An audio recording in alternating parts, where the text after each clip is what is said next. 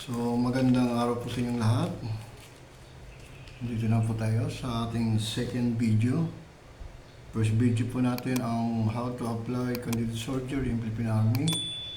So, hindi nakasunod doon, hindi nakapanood, ibaba ko lang po ang link sa description below. So, proceed po tayo sa second piece natin, second video. Ito po yung tinatawag na after na comply mo na ang written examination,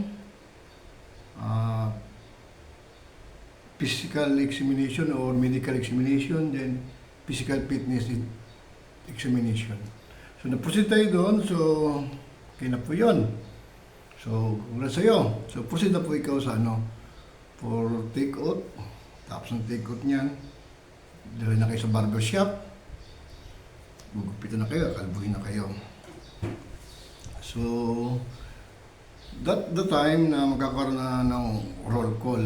So, titingnan kung present ba, accountable kayong lahat. So, after ng roll call, magkakaroon mo ng issuance yan. Issuance ng supplies, uniform, combat shoes, athletic uniform. So, ang type of uniform po ay tatlo. Type A, yung complete uniform with cap. Type B, yung half lang, t-shirts din baba, then full yung sa baba, combat shoes.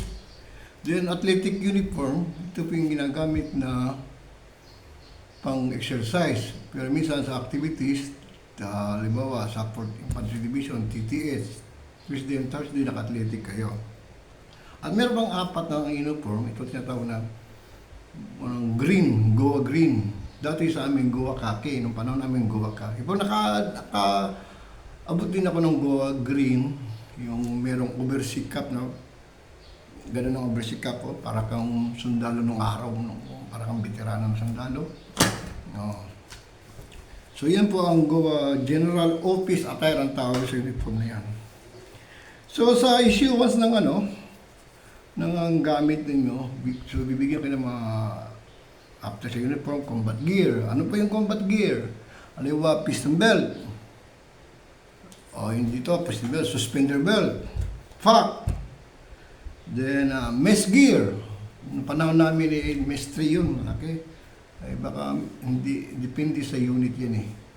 Baka bigyan kayo ng meat can, canteen cup, then canteen water, spoon and fork, tinidor kutsara, yun po yan. Then, ipo-pour na po kayo as a battalion size or company size, kung ilan ang strength ninyo, para ma-forma na kayo. Pero in case na, hindi na magulo, pag mag-formation, alam niyo na kung saan kayo pupunta, anong platoon kayo, anong squad po kayo. So, ang composition ng battalion size is 4 na company. For example lang po yan, Alpha, Bravo, Charlie, and Delta. So, asan ka nag-belong? Sa Alpha ba?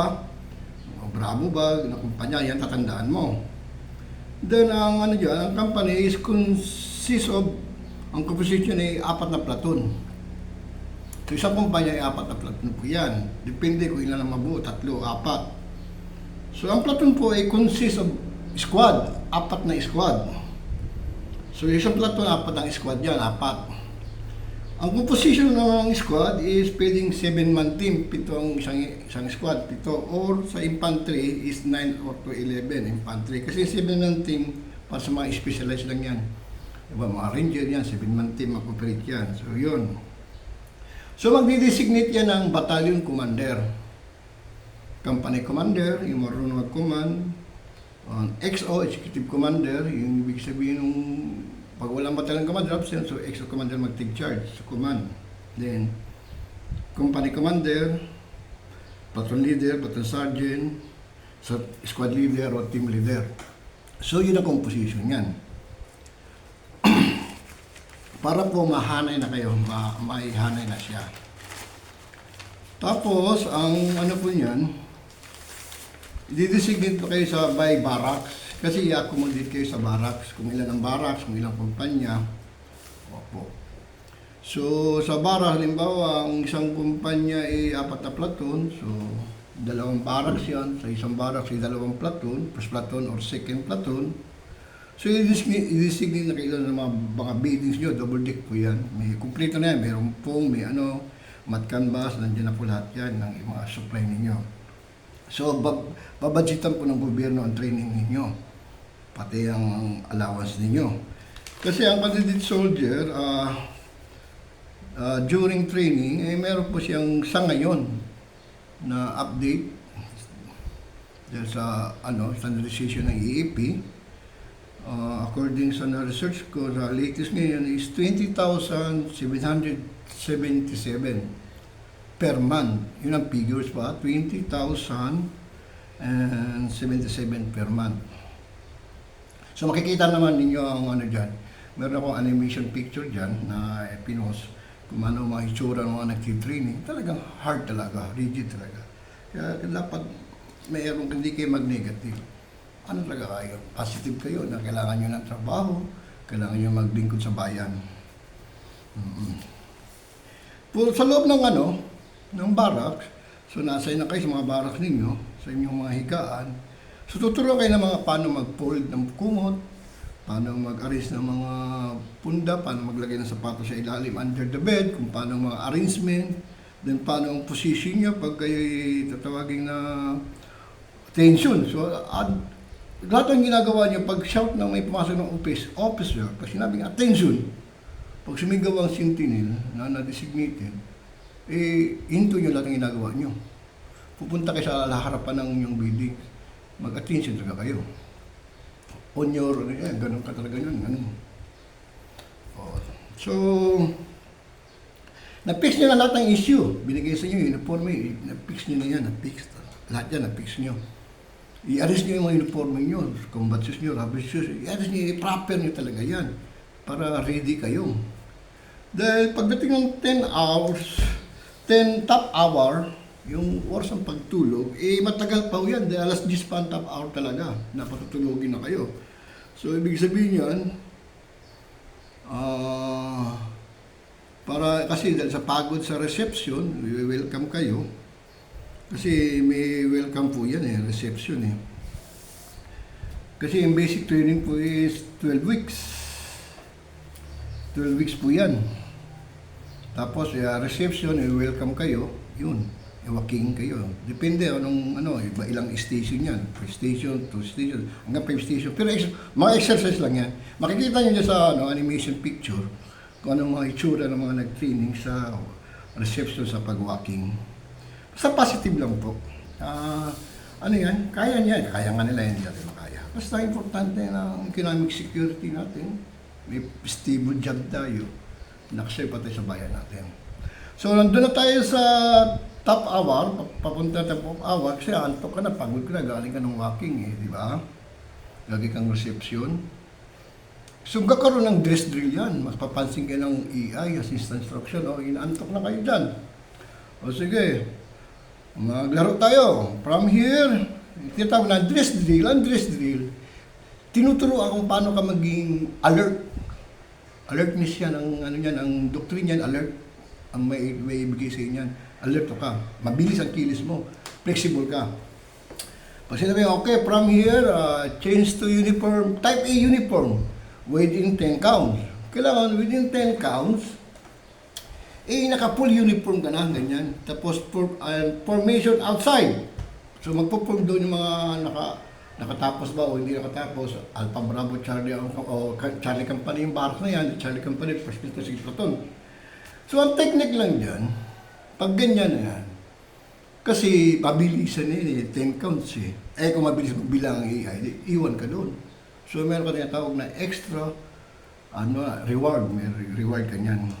So, ang gagawin mo niya, kahit hindi pa katapos, lumabas ka na.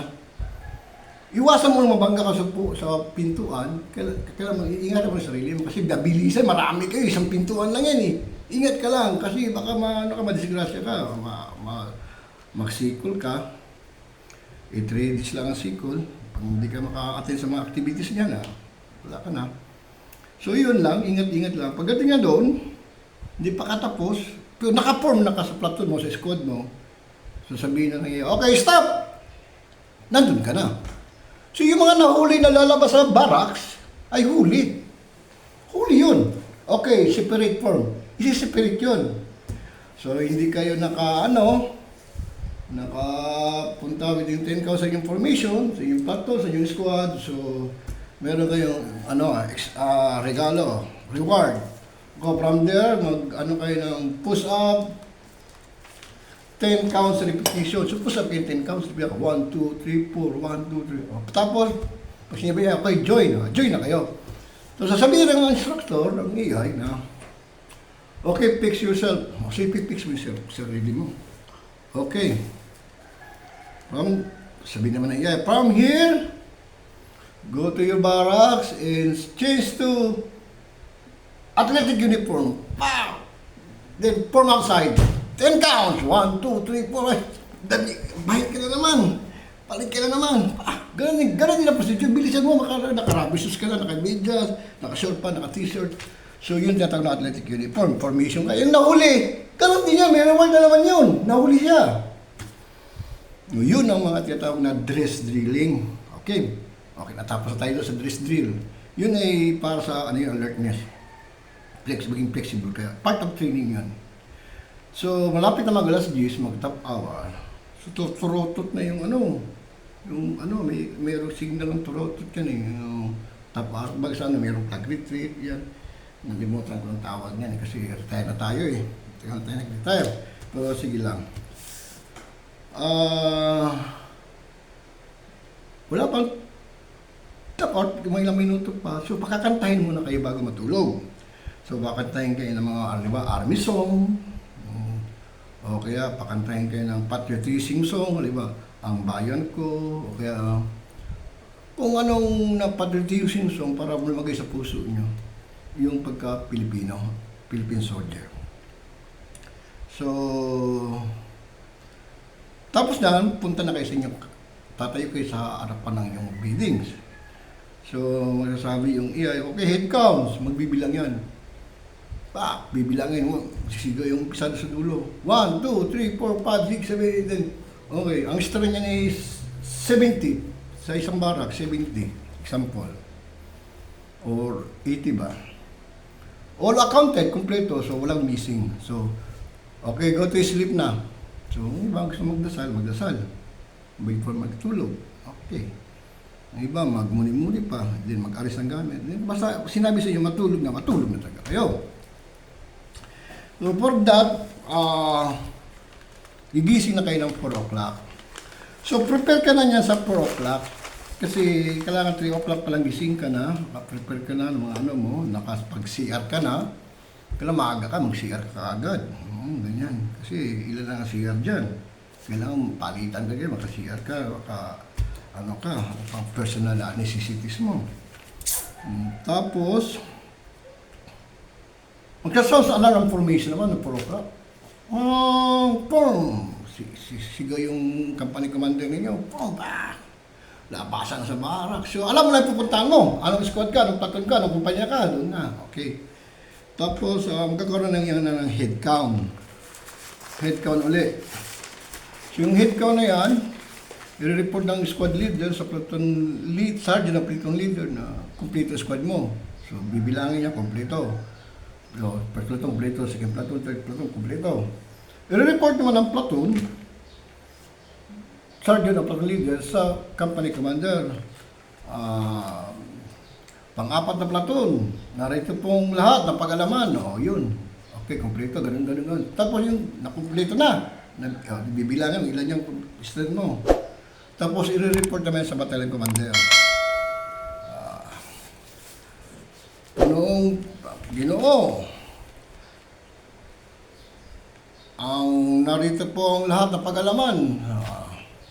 28 ang narito po ang napag-alaman. Yun, i-report. I-report din ng battalion commander sa adjutant niya kung ilan. Kompleto.